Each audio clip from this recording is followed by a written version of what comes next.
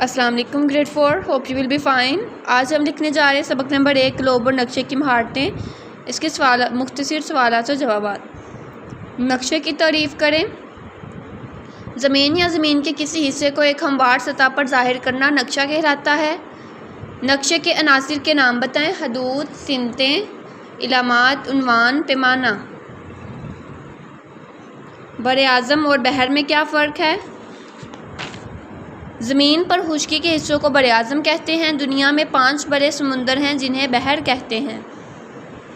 पैमाना किस मकसद के लिए इस्तेमाल किया जाता है? ज़मीन पर कोई से मकामात के दरमियान फासले को जिस निस्बत से नक्शे पर ज़ाहिर किया जाता है इसे पैमाना कहते हैं। बरे आज़म एशिया में वाक़या 5 ममालिक के नाम बताएं। पाकिस्तान, इंडिया, तुर्की, अफ़गानिस्तान, ईरान। सरगर्मी तफसीली सवालात और जवाबात। ग्लोब और नक्शे पर वाज़ेह फ़र्क करें। इसके लिए आपको नक्शे के मुख्तसर सवाल नंबर 1 पे जाना पड़ेगा। नेक्स्ट, ग्लोब ज़मीन का एक खाका या नमूना जो करवी शक्ल या गेंद की मानिंद होता है। ग्लोब ज़मीन पर खुश्की और पानी को ज़ाहिर करता है।